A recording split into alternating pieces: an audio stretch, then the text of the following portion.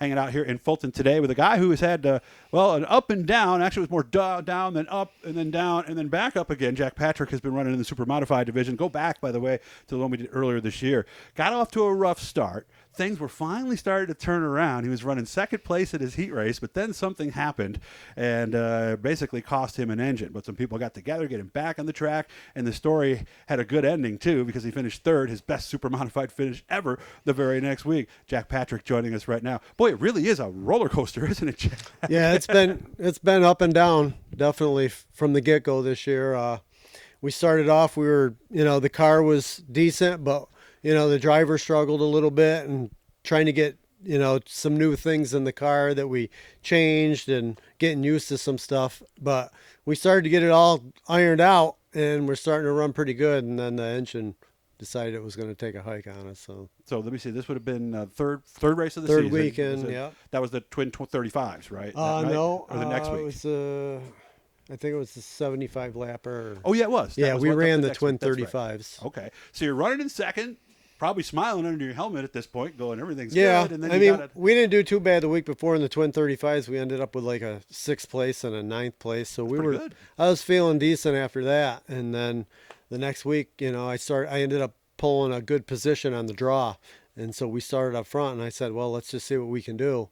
And Brandon got the jump on me on the start. He's good on starts and he took off But I said, okay, let's just settle in and try to stay with Brandon. And that's what I was doing.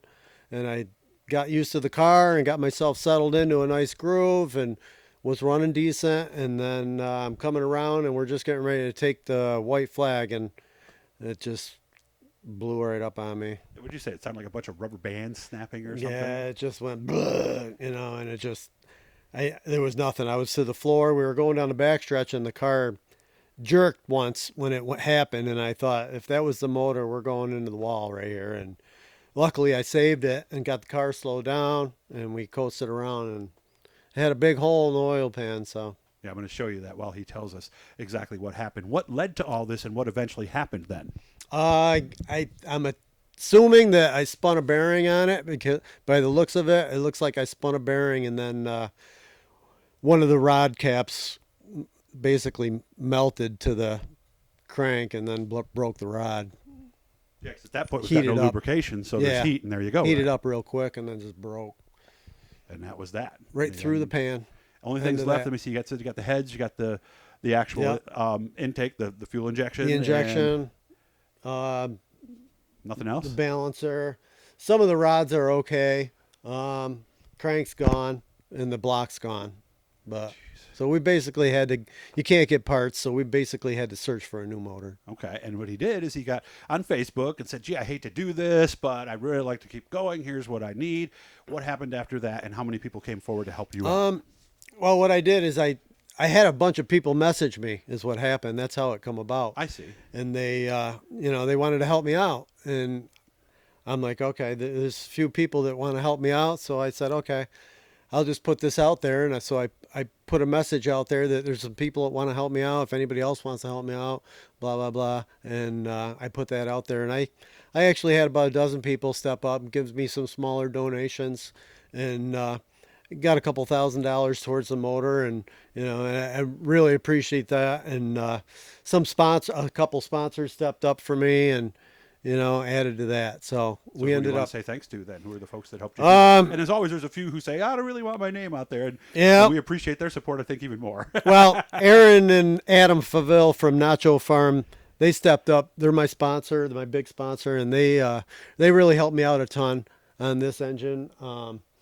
Ware Brothers Carpet and Duct Cleaning, they stepped up. I got to thank my other sponsors, Longley Dodge, Easy Companies, Ware Brothers, Pro One Builder, Kyler Property Management, Pro Tile LLC, RW Penfield Construction, Red Baron Pizza Shop, Tim Gaminer, Kenny Myers, Miller Machine and Mechanical, Rich Worth gave me some stuff, Rich J&S Paving, and then some people that Bob, Eric, Stacy, Debbie, Jim, Christine, Howard, Lynette, Karen, Dick, Don, Cheryl.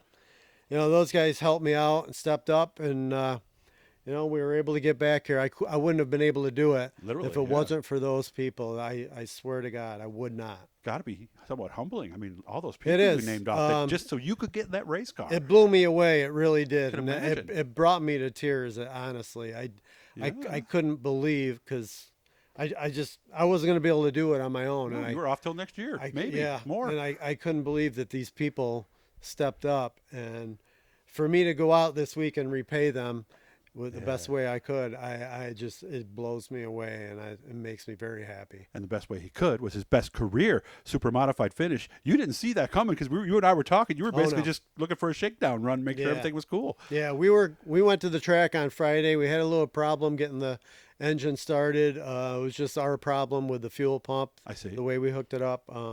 But it took us a little bit. But once we got it fired up, I was a little tired because I worked the night before, and we just got a few laps in. The guys wanted me to go with it, but I said no, I'm not ready for it. I'm really exhausted, but I did get it to the floor a couple times, and it felt pretty stout, and I was Okay. like, I think we got a good thing here. And Okay. so we came back the next day, and there you go. Were you good in the heat?